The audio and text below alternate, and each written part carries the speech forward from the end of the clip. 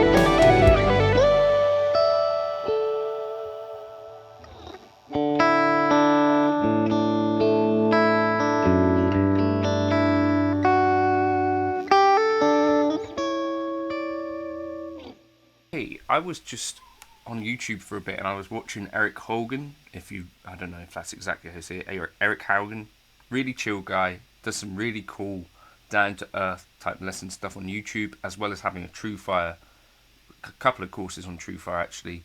I think you'll probably dig this guy if you've not checked him out already, but he's got stuff on sort of caged, pentatonic stuff, fills, all this sort of stuff.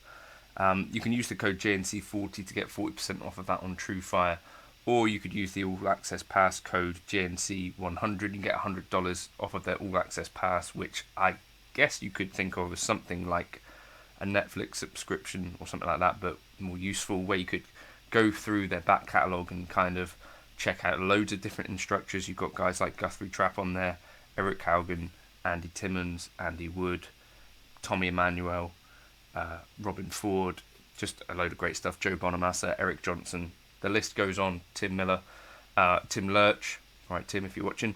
Anyway, so he has this really cool lesson, how to be a good rhythm guitar player, which I started watching and kind of talking about. He started off that video essentially saying that, if you're watching the video, you probably are good enough to get out there and start playing with other people. And if that's something that you're thinking about doing, I think he has a really good point. Get involved. There probably are going to be some people watching this that have no interest in that, and that's also fine. But if you are, then I think Eric had a good message there. It doesn't necessarily take loads and loads of skill to get out there and play guitar in various contexts. I've played live music being paid with people that are all different kinds of abilities. Some may have amazing chops, some may have almost no chops, but it's not necessarily the most important thing. And I think what is actually important, and I think this is the most important thing if you want to get out and play with other people, is kind of knowing songs. And that's not necessarily something that I talk about too much, or that you see too much stuff about online. How do you actually learn a song? And it's the thing that sort of I kind of questioned some other folks. And anyway, so I wanted to talk about how I do this, because obviously when you play a set of music out live, you've probably got between 30, 40 songs that hopefully you've memorized, or you may have some sort of crib sheet and stuff like that. How do you go about doing that, and what are the steps? And yeah, so some sort of ideas around that as a topic of discussion. Of course, you don't necessarily have to be playing music live for it to be valid. It doesn't make you a better guitarist necessarily in and of itself, but I think it is something that many of us aspire to do. It's something that I've done for a long time. Basically, my dad showed me a few chords at home, and then quite soon after that, he got me involved playing in a church band, and basically I did that all through from maybe like the age of sort of 9 or 10 until I left for university. And so I would play in the church, either playing acoustic or electric guitar or bass guitar. And I think actually playing bass guitar really solidified some of this stuff. I think the thing that most of us kind of start off with are these kind of open chords.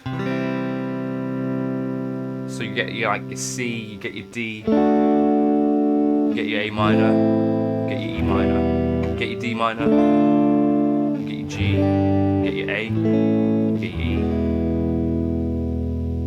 Maybe you get a B7. But that's all well and good. I think what we miss with that is this idea of like chords being part of a family or within a key. So what I'd suggest doing actually to start off with is maybe start with 3 chords if you haven't. I think this is how my dad started me off. Like with a D, a G. He showed me how to play them like this. And it was only using these 3 strings. Okay, and the idea I think here is to start to recognize that even with 3 chords or whatever, you can build a song. And you've heard people talk about status quo and all that sort of stuff. So chord families or keys, generally we're going to see a chord 1, a chord 4 and a chord 5 in a song.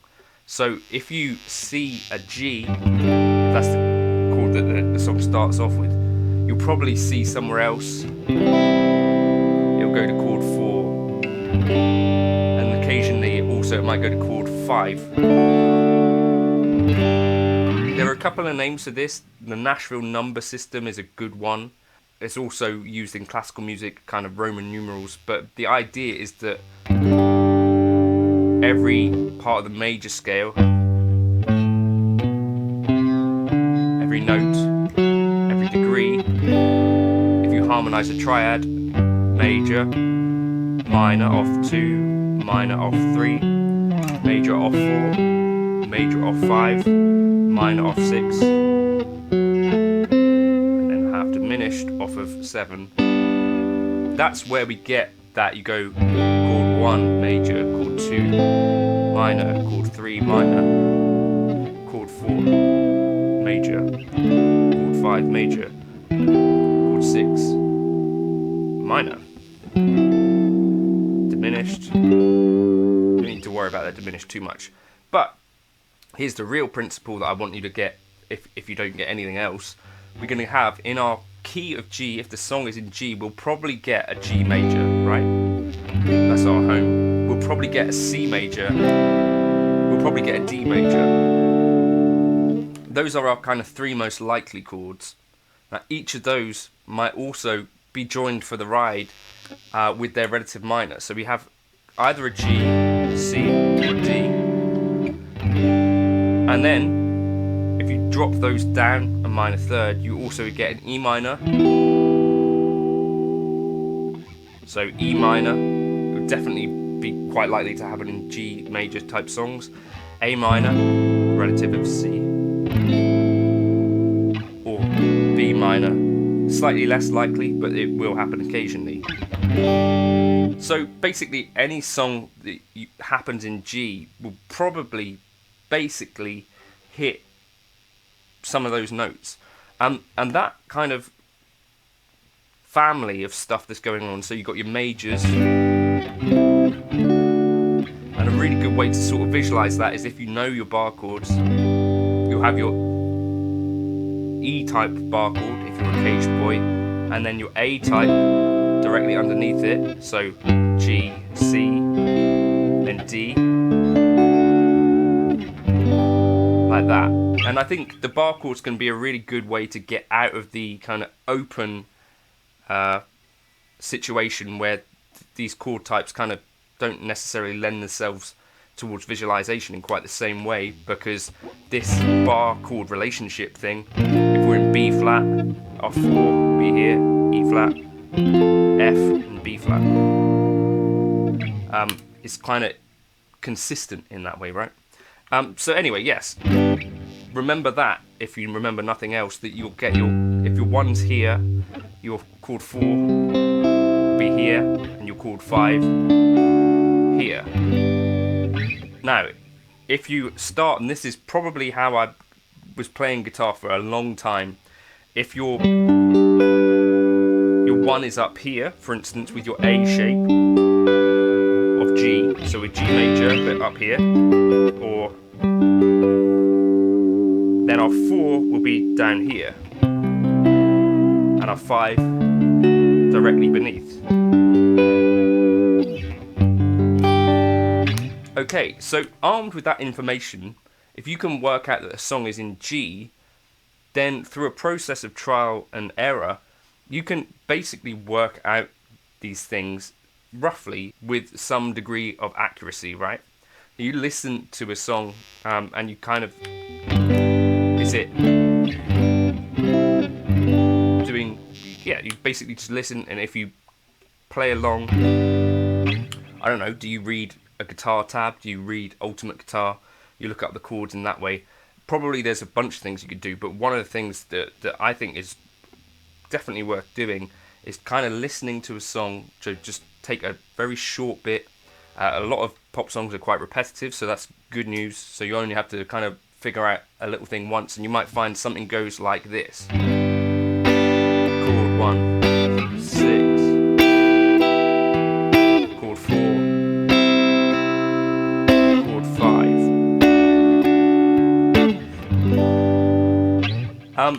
And that is actually kind of the formula for a lot of pop music, right? It does something like that. And so when it comes to actually learning a piece of music, actually the piece of information that I hold in my head more than anything else for some of this is that kind of that 1, 6, 4, 5 type information. So like in the verse, the progression is going 1, 6, 4,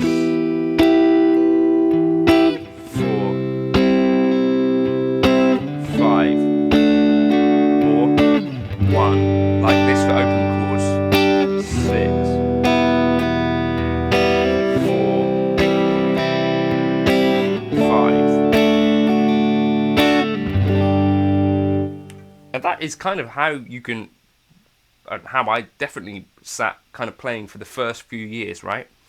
Beyond that, I think what that really unlocks is that you can learn a lot of songs, and together with the aid of YouTube, guitar tabs, maybe even official kind of tab books and stuff like that, you can basically get to a level, I think, where you can pretty much gig. The next thing, so here you're kind of listening to the music, and you're listening and checking whether what you're doing sounds right. Maybe you have a teacher and you can bounce those ideas off of them as well. Then when you get to start playing with other people, it's a bit of a different ball game where you're listening to other people as well. But hopefully this part here is enjoyable enough that you kind of get, and this is what it was for me in a lot of ways, you get so used to kind of playing along with records and the songs themselves that you get a little bit of a sense for what it is like to play with other people. There's no kind of rocket science to a lot of this. It is just a case of a lot of reps and learning lots of songs. The next kind of logical thing that I think we get to then is actually learning parts, which is actually way more difficult. And I guess this is where you would these days use things like YouTube to see exactly what people are doing. I think of someone like Nile Rodgers, something relatively simple like Get Lucky, sounding simple at least, is actually quite a complex guitar part that many people will get called on to play live. And that is a little bit more of an unknown for me, because you kind of have to listen. And I've seen people playing this tune in various different ways and to varying levels of accuracy. I think the other thing is you might get to the stage where you're having to try and condense 2 guitar parts, which I think is what is actually happening on Get Lucky. In that case, that's where things start to get a bit difficult, or more difficult. But the principles will kind of be the same. So for me, I view Get Lucky as being kind of rooted in A major. This is going to be a point of contention for some people. But so for me, it starts on chord 2, goes to chord 4, chord 6, chord 5. So the basic principles are still going to be there, right? So you've got your relatively simple chord, but your right hand starts to get more involved. And this was in Eric's video talking about the accuracy of the right hand, and that is a thing that actually is kind of where a bit of the craft comes in, I think, that you can start to learn over time. But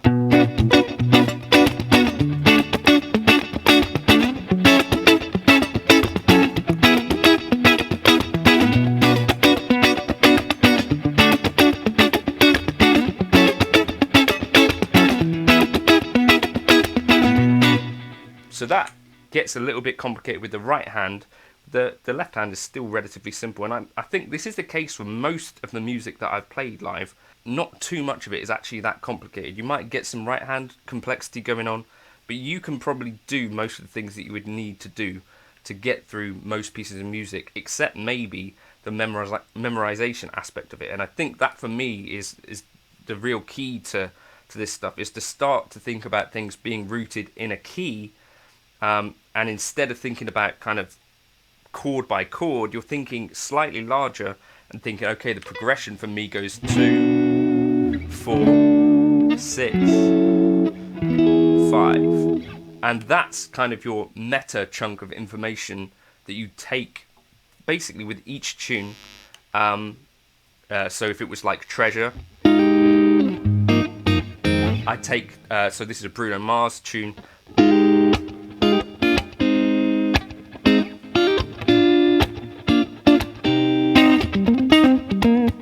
Here I'm in my head thinking 4, 3, 2, 3, 6. So I'm not thinking necessarily of every individual chord. I'm thinking sort of larger.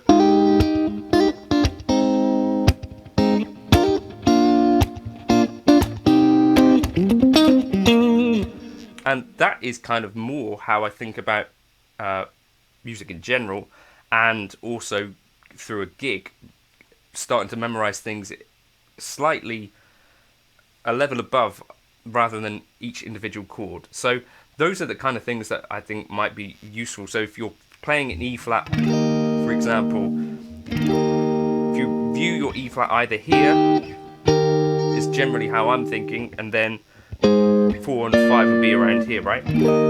Start to build that visualization. Here's my E flat, 4 be here, 5 be here. You don't need a million chords to get through a gig. And then maybe if your root is here, where's your relative minor? There's 1. Or where's your chord 2? There. Chord 3, or there. Chord 4.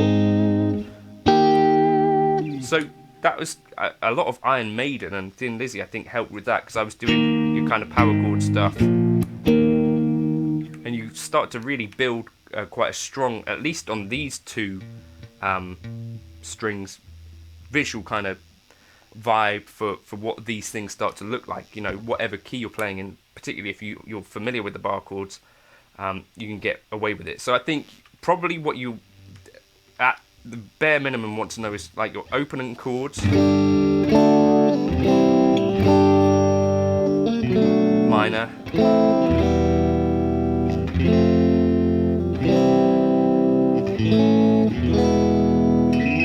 and that'll get you somewhere. But once you learn your bar chords, then you're really kind of cooking, and you're going to need to at least know your basic major and that major. So your major built on the 6th string and your major built on the 5th string, and likewise the minor versions of both. With just that information you can get pretty far, I think. I'll catch you in another video soon. Cheers for stopping by.